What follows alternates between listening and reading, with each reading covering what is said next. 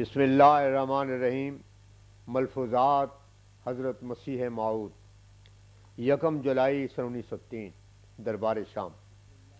حضرت اقدس نے فرمایا، میں ایک مرد ہوں کہ خدا تعالیٰ میرے ساتھ گفتگو کرتا ہے اور اپنے خاص خزانے سے مجھے تعلیم دیتا ہے اور اپنے ادب سے میری تعریف فرماتا ہے۔ وہ اپنی مجھ پر وحی بھیجتا ہے، میں اس کی وحی کی پیروی کرتا ہوں۔ ایسی صورت میں مجھے کون سی ایسی ضرورت ہے کہ میں اس کی راہ کو ترک کر کے دوسری متفرق راہیں اختیار کروں؟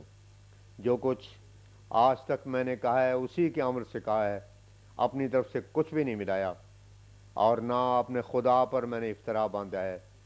مفتری کا انجام ہلاکت ہے، پس اس کاروبار پر تعجب کرنے کا کون سا مقام ہے؟ اس قادر مطلق خدا کے کاروبار پر تعجب نہ کرو، کیونکہ اس نے تو زمین و آسمان کو پیدا کیا۔ وہ جو کچھ چاہتا ہے کرتا ہے اور کسی کو مجال نہیں کہ اس سے پوچھے کہ یہ کیا کیا۔ میرے پاس خدا تعالیٰ کی بہت سی شہادتیں ہیں، اس نے میرے لیے بہت سے نشان دکھلائے ہیں اور اس کے وحی کردہ غیبی خبروں میں جو اس نے مجھے دیں ایسے ایسے راز ہیں کہ انسان کی عقل کو ان تک رسائی نہیں ہے۔ بس اس لیے چاہیے کہ تعاون کے بارے میں ہمارے ساتھ جھگڑا نہ کریں اور اس شخص کی طرح نہ ہویں جس کے دل کو خدا نے غافل کر دیا اور اس نے اپنے اسباب کو اپنا خدا قرار دے لیا۔ کیا ان کو اس بات کی خبر نہیں ہے کہ ہر ایک سبب کا انتہا آخر کار ہمارے خدا تک ہی ہے، اور تھوڑی دیر دور تک چل کر اسباب کا سلسلہ ختم ہو جاتا ہے اور صرف امر خالص کا مرتبہ رہ جاتا ہے کہ جسے کسی طرح ہم سبب کی طرف منسوب نہیں کر سکتے، اور صرف خدا تعالیٰ کی ذات ہی باقی رہ جاتی ہے اور اسباب کا سلسلہ بالکل منقطع ہو جاتا ہے۔ اسباب کا سلسلہ تو صرف چند قدموں تک ساتھ دیتا ہے، اس کے بعد خدا تعالیٰ کے غیر مدرک اور غیر مری خالص قدرت ہوتی ہے۔ یہ ایک ایسا پوشیدہ خزانہ ہے کہ جس کی حد اور انتہا ہی نہیں ہے، اور ایسا دریا ہے کہ جس کا کوئی کنارہ نہیں ہے، اور ایسا دشت ہے کہ جو طے ہونے میں نہیں آتا۔ یہ کہنا کہ قدرت خالص اللہ تعالیٰ کے بیکار ہو جاتی ہے اور صرف اسباب رہ جاتے ہیں، بڑی بے انصافی ہے۔ کیا تم کو اس بات کا علم نہیں ہے کہ خدا نے آدم اور عیسیٰ کو کیسے پیدا کیا تھا اور موسیٰ کے لیے کس طرح دریا کو شگاف کیا کہ جس سے موسیٰ علیہ السلام تو دریا سے سلامت گزر گئے اور فرعون غرق ہو گیا؟ اب تم ہی جواب دو کہ وہ کون سی کشتی تھی جس پر بیٹھ کر موسیٰ دریا سے گزرے؟ خدا تعالیٰ نے اس قصے کو قرآن کریم میں بے فائدہ نہیں ذکر کیا ہے، بلکہ اس میں بڑے بڑے معارف اور حقائق ہیں تاکہ تم کو اس بات کا علم ہو کہ اس پاک ذات اللہ تعالیٰ کی قدرت اسباب میں مقید نہیں ہے، اور تمہارے ایمان ترقی کریں، آنکھیں کھلیں اور شکوک و شبہات رفع ہوں، اور تم کو یہ شناخت حاصل ہو کہ تمہارا خدا ایسا خدا ہے کہ اس پر کسی قسم کا کوئی دروازہ مسدود نہیں ہے، اس کی قدرتوں کی کوئی انتہا نہیں ہے۔ جو شخص اس کی وسعت قدرت سے منکر ہو کر اسباب کے ہاتھے میں اسے مقید کرتا ہے تو سمجھو کہ صدق کے مقام سے وہ گر پڑا۔ پس اگر کوئی شخص حکم خداوندی سے اسباب کو ترک کرتا ہے تو تم اسے برا مت کہو اور خدا تعالیٰ کے قانون کو ایک تنگ و تاریک دائرے میں محدود مت کرو۔ 4 جولائی 1903، مجلس قبر عشاء۔ ایک شخص نے مسئلہ استفسار کیا کہ تعویذ کا بازو وغیرہ مقامات پر باندھنا اور دم وغیرہ کرنا جائز ہے یا نہیں؟ اس پر حضرت مسیح موعود علیہ الصلوۃ والسلام جناب مولانا حکیم نور الدین صاحب کی طرف متوجہ ہوئے اور فرمایا کہ احادیث میں کہیں اس کا ثبوت ملتا ہے کہ نہیں؟ حضرت حکیم صاحب نے عرض کی کہ لکھا ہے کہ خالد بن ولید جب جنگوں میں جاتے تو آن حضرت صلی اللہ علیہ وسلم کے منہ مبارک جو کہ آپ کی پگڑی میں بندھے ہوتے آگے کی طرف لٹکا لیتے۔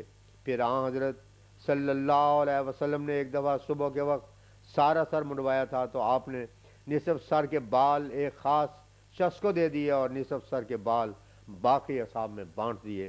آن حضرت صلی اللہ علیہ وسلم کے جبہ مبارک کو دھو دھو کر مریضوں کو بھی پلاتے تھے اور مریض سے شفا یاب ہوتے تھے۔ ایک عورت نے ایک دفعہ آپ کا پسینہ بھی جمع کیا۔ یہ تمام اذکار سن کر حضرت اقدس نے فرمایا پھر اس سے نتیجہ یہ نکلا کہ بہرحال اس میں کچھ بات ضرور ہے جو خالی از فائدہ نہیں ہے، اور تعویذ وغیرہ کی اصل بھی اس سے نکلتی ہے۔ بال لٹکائے تو کیا اور تعویذ باندھا تو کیا۔ میرے الہام میں جو ہے کہ بادشاہ تیرے کپڑوں سے برکت ڈھونڈیں گے، آخر کچھ تو ہے تبھی وہ برکت ڈھونڈیں گے، مگر ان تمام باتوں میں تقاضا ہے محبت کا بھی دخل ہے۔ عظیم الشان انسانوں کے صغائر پر نظر کرنے کا ذکر ہوا۔ فرمایا صدق و وفا میں جو عظیم الشان انسان ہوتے ہیں ان کے صغائر کا ذکر کرنے سے سلب ایمان ہو جاتا ہے۔ خدا تو ان صغائر کو عہد کر دیتا ہے اور ان کے کارناموں کی عظمت اس قدر ہوتی ہے کہ اس کے مقابلے میں صغائر کا ذکر کرتے ہی شرم آتی ہے، اسی لیے وہ رفتہ رفتہ ایسے معدوم ہو جاتے ہیں کہ پھر ان کا نام و نشان ہی نہیں رہتا۔ 5 جولائی 1903 مجلس قبل العشاء۔ فرمایا کتابوں کو شائع کرنا چاہیے تاکہ تبلیغ ہو۔ دیکھا جاتا ہے کہ دہلی کے پرے بہت کم لوگوں کو ہمارے دعوی کی خبر ہے۔ اس کا انتظام یوں ہونا چاہیے کہ ایک لمبا صبر کیا جاوے اور اس میں یہ تمام کتب جو کہ بہت سے ذخیرہ پڑا ہوا ہے تقسیم کی جاویں تاکہ تبلیغ ہو۔ اللہ تعالیٰ نے ہمیں بہت سے سامان دیے ہیں، ان سے فائدہ نہ اٹھانا اللہ تعالیٰ کے نعمتوں کا انکار ہوتا ہے۔ اس لیے ہمارے لیے ریل بنائی گئی ہے جس سے مہینوں کا سفر دنوں میں ہوتا ہے، اور قوم کو چاہیے کہ ہر طرح سے اس سلسلے کی خدمت بجا لاوے۔ مالی طرح پر بھی خدمت کی بجاوری میں کوتاہی نہیں ہونی چاہیے۔ دیکھو دنیا میں کوئی سلسلہ بغیر چندے کے نہیں چلتا۔ رسول کریم صلی اللہ علیہ وسلم، حضرت موسیٰ اور حضرت عیسیٰ سب رسولوں کے وقت چندے جمع کیا گیا ہے۔ بس ہماری جماعت کے لوگوں کو بھی اس امر کا خیال ضروری ہے۔ اگر یہ لوگ التزام سے ایک ایک پیسہ بھی سال بھر میں دیویں تو بھی بہت کچھ ہو سکتا ہے۔ ہاں اگر کوئی ایک پیسہ بھی نہیں دیتا تو اسے جماعت میں رہنے کی کیا ضرورت ہے۔ فرمایا مجھے معلوم ہوتا ہے کہ ہماری جماعت میں چندہ دینے والے بہت تھوڑے ہیں۔ آئے دن صدہا آدمی بیعت کر کے چلے جاتے ہیں، لیکن دریافت کرنے پر بہت ہی کم تعداد ایسے اشخاص کی ہے جو متواتر ماہ بہ ماہ چندے دیتی ہے۔ جو شخص اپنی حیثیت و توفیق کے موافق اس سلسلے کی چند پیسوں سے امداد نہیں کرتا، اس سے اور کیا توقع ہو سکتی ہے، اور اس سلسلے کو اس کے وجود سے کیا فائدہ۔ ایک معمولی انسان بھی خواہ کتنی شکست حالت کا کیوں نہ ہو، جب بازار جاتا ہے تو اپنی قدر کے موافق اپنے لیے اور اپنے بچوں کے لیے کچھ نہ کچھ لاتا ہے، تو پھر کیا یہ سلسلہ جو اپنی عظیم الشان اغراض کے لیے اللہ تعالیٰ نے قائم کیا ہے اس لائق بھی نہیں کہ وہ اس کے لیے چند پیسے بھی قربان کر سکے۔ دنیا میں آج کل کون سا سلسلہ ہوا ہے یا ہے جو خواہ دنیاوی حیثیت سے ہے یہ دینی بغیر مال چل سکتا ہے؟ اللہ تعالیٰ نے دنیا میں ہر ایک کام اس لیے کہ عالم اسباب ہے، اسباب ہی سے چلایا ہے۔ پھر کس قدر بخیل و ممسک وہ شخص ہے جو ایسے عالی مقصد کی کامیابی کے لیے ادنا چیز مثل چند پیسے خرچ نہیں کر سکتا۔ ایک وہ زمانہ تھا کہ الہی دین پر لوگ اپنی جانوں کو بھیڑ بکری کی طرح نثار کرتے تھے، مالوں کا تو کیا ذکر۔ حضرت ابوبکر صدیق رضی اللہ تعالی عنہ نے ایک سے زیادہ دفعہ اپنا کل گھر بار نثار کیا، حتیٰ کہ سوئی تک کو بھی اپنے گھر میں نہ رکھا، اور ایسا ہی حضرت عمر نے بھی اپنی بساط انشراح کے موافق، اور عثمان نے اپنی طاقت و حیثیت کے موافق، اعلیٰ حاضر القیاس اعلیٰ قدر مراتب تمام صحابہ اپنی جانوں اور مالوں سمیت دین الہی پر قربان کرنے کے لیے تیار ہو گئے۔ ایک وہ ہیں کہ بیعت تو کر جاتے ہیں اور اقرار بھی کر جاتے ہیں کہ ہم دنیا پر دین کو مقدم کریں گے، مگر مدد و امداد کے موقع پر اپنی جیبوں کو دبا کر پکڑ رکھتے ہیں۔ بھلا ایسی محبت دنیا سے کوئی دینی مقصد پا سکتا ہے؟ اور کیا ایسے لوگوں کا وجود کچھ بھی نفع رساں ہو سکتا ہے؟ ہرگز نہیں، ہرگز نہیں۔ اللہ تعالیٰ فرماتا ہے لن تنالوا البر حتى تنفقوا مما تحبون، آل عمران آیت 93۔ جب تک تم اپنی عزیز ترین اشیاء اللہ جل شانہ کے راہ میں خرچ نہ کرو تب تک تم نیکی کو پا نہیں سکتے۔ اس وقت ہماری جماعت قریباً 3 لاکھ ہے۔ اگر ایک ایک پیسہ ہی اس سلسلے کی امداد میں سے لنگر و مدرسہ وغیرہ امداد دیں تو لاکھوں پیسے ہو سکتے ہیں۔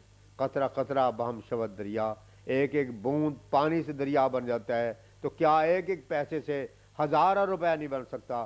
اور کیا سلسلے کی ضروریات پوری نہیں ہو سکتی۔ اگر ایک شخص 4 روٹیاں کھاتا ہے، آدھی بھی اگر روٹی بچا لے تو بھی اس عیب سے عہدہ برا ہو سکتا ہے۔ البتہ یہ بات بھی قرین قیاس ہے کہ اکثر لوگوں کو اب تک کہا بھی نہیں جاتا کہ ہمارے سلسلے کے لیے کسی چندے کی ضرورت ہے۔ بہت سے لوگ رو رو کر بیعت کر کے جاتے ہیں، اگر ان کو کہا جاوے تو ضرور وہ چندہ دیویں، مگر ترغیب دینا ضروری ہے۔ پس میں تم سے ہر ایک کو جو حاضر یا غائب ہے تاکید کرتا ہوں کہ اپنے بھائیوں کو چندے سے باخبر کرو، ہر ایک کمزور بھائی کو بھی چندے میں شامل کرو۔ یہ موقع ہاتھ آنے کا نہیں، کیسا یہ زمانہ برکت کا ہے کہ کسی سے جانیں مانگی نہیں جاتی، اور یہ زمانہ جانوں کے دینے کا نہیں بلکہ فقط مالوں کے بقدر استطاعت خرچ کرنے کا ہے۔ اس لیے ہر ایک شخص تھوڑا تھوڑا جو وہ لنگر اور مدرسہ اور دیگر ضروری مدوں میں دے سکتا ہے دے۔ وہ آدمی جو تھوڑا تھوڑا چندہ دے مگر باقاعدہ، اس سے بہتر ہے جو زیادہ دے مگر گاہے گاہے دے۔ فرمایا اس وقت اس سلسلوں کو بہت سی امداد کی ضرورت ہے۔ انسان اگر بازار جاتا ہے تو بچے کی کھیلنے والی چیزوں پر ایک ایک ہی پیسے خرچ کر دیتا ہے، تو پھر یہاں اگر ایک ایک پیسہ دے دے تو کیا حرج ہے؟ خوراک کے لیے خرچ ہوتا ہے، لباس کے لیے خرچ ہوتا ہے اور ضرورتوں پر خرچ ہوتا ہے، تو کیا دین کے لیے ہی مال خرچ کرنا گراں گزرتا ہے؟ دیکھا گیا ہے کہ ان چند دنوں میں 100 آدمیوں نے بیعت کی ہے، مگر افسوس ہے کہ کسی نے ان کو کہا بھی نہیں کہ یہاں چندوں کی ضرورت ہے۔ خدمت کرنی بہت مفید ہوتی ہے، جس قدر کو خدمت کرتا ہے اسی قدر وہ راسخ الایمان ہو جاتا ہے، اور جو کبھی خدمت نہیں کرتے ہمیں ان کے ایمان کا خطرہ ہی رہتا ہے۔ چاہیے کہ ہماری جماعت کا ہر ایک متنفذ عہد کرے کہ میں اتنا چندہ دیا کروں گا، کیونکہ جو شخص اللہ تعالیٰ کے لیے عہد کرتا ہے اللہ تعالیٰ اس کے رزق میں برکت دیتا ہے۔ اس دفعہ تبلیغ کے لیے جو بڑا بھاری سفر کیا جاوے تو اس میں ایک رجسٹر بھی ہمراہ رکھا جاوے، جہاں کو بیعت کرنا چاہے اس کا نام اور چندے کا عہد درج رجسٹر کیا جاوے، اور ہر ایک آدمی کو چاہیے کہ وہ عہد کرے کہ مدرسے میں اس قدر چندہ دے گا اور لنگر خانے میں اس قدر۔ بہت لوگ ایسے ہیں کہ جن کو اس بات کا علم نہیں ہے کہ چندہ بھی جمع ہوتا ہے۔ ایسے لوگوں کو سمجھانا چاہیے کہ اگر تم سچا تعلق رکھتے ہو تو خدا تعالیٰ سے پکا عہد کرو کہ اس قدر چندہ ضرور دیا کروں گا، اور ناواقف لوگوں کو بھی یہ سمجھایا جاوے کہ وہ پوری تابع داری کریں۔ اگر وہ اتنا عہد بھی نہیں کر سکتے تو پھر جماعت میں شامل ہونے کا کیا فائدہ؟ نہایت درجے کا بخیل اگر ایک کوڑی بھی روزانہ اپنے مال میں سے چندے کے لیے الگ کرے تو وہ بھی بہت کچھ دے سکتا ہے۔ ایک ایک قطرہ سے دریا بن جاتا ہے۔ اگر کوئی 4 روٹی کھاتا ہے تو اسے چاہیے کہ ایک روٹی کی مقدار اس میں سے اس سلسلے کے لیے بھی الگ رکھے، اور نفس کو عادت ڈالے کہ ایسے کاموں کے لیے اسی طرح سے نکالا کرے۔ چندے کی ابتدا اس سلسلے سے ہی نہیں ہے، بلکہ مالی ضرورتوں کے وقت نبیوں کے زمانے میں بھی چندے جمع کیے گئے تھے۔ ایک وہ زمانہ تھا کہ ذرا چندے کا اشارہ ہوا تو تمام گھر کا مال لا کر سامنے رکھ دیا۔ پیغمبر خدا صلی اللہ علیہ وسلم نے فرمایا کہ حسب مقدور کچھ دینا چاہیے، اور آپ کے منشا تھی کہ دیکھا جاوے کہ کون کس قدر لاتا ہے۔ ابو بکر نے سارا مال لا کر سامنے رکھ دیا، اور حضرت عمر نے نصف مال۔ آپ نے فرمایا کہ یہی فرق تمہارے مدارج میں ہے، اور ایک آج کا زمانہ ہے کہ کوئی جانتا ہی نہیں کہ مدد دینی بھی ضروری ہے، حالانکہ اپنی گزران عمدہ رکھتے ہیں۔ ان کے برخلاف ہندوؤں وغیرہ کو دیکھو کہ کئی لاکھ چندہ جمع کر کے کارخانہ چلاتے ہیں اور بڑی بڑی مذہبی عمارات بناتے اور دیگر موقعوں پر صرف کرتے ہیں، حالانکہ یہاں تو بہت ہلکے چندے ہیں۔ پس اگر کوئی معاہدہ نہیں کرتا تو اسے خارج کرنا چاہیے، وہ منافق ہے اور اس کا دل سیاہ ہے۔ ہم ہرگز نہیں کہتے کہ ماہواری روپے ہی ضرور دو، ہم تو یہ کہتے ہیں کہ معاہدہ کر کے دو جس میں کبھی فرق نہ ہوئے۔ صحابہ کرام کو پہلے ہی سکھایا گیا تھا لن تنالوا البر حتی تنفقوا مما تحبون، آل عمران آیت 93۔ اس میں چندہ دینے اور مال صرف کرنے کی تاکید اور اشارہ ہے۔ یہ معاہدہ اللہ تعالیٰ کے ساتھ معاہدہ ہوتا ہے، اس کو نبھانا چاہیے، اس کے برخلاف کرنے میں خیانت ہوا کرتی ہے۔ کوئی کسی ادنا درجے کے نواب کی خیانت کر کے اس کے سامنے نہیں ہو سکتا، تو حاکم الحاکمین کی خیانت کر کے کس طرح اسے اپنا چہرہ دکھلا سکتا ہے؟ ایک آدمی سے کچھ نہیں ہوتا۔ جمہوری امداد میں برکت ہوتی ہے، بڑی بڑی سلطنتیں بھی آخر چندوں پر ہی چلتی ہیں۔ فرق صرف یہ ہے کہ دنیاوی سلطنتیں زور سے ٹیکس وغیرہ لگا کر وصول کرتے ہیں، اور یہاں ہم رضا اور ارادے پر چھوڑتے ہیں۔ چندہ دینے سے ایمان میں ترقی ہوتی ہے، اور یہ محبت اور اخلاص کا کام ہے۔ پس ضرور ہے کہ ہزار در ہزار آدمی جو بیعت کرتے ہیں ان کو کہا جاوے کہ اپنے نفس پر کچھ مقرر کریں اور اس میں پھر غفلت نہ ہو۔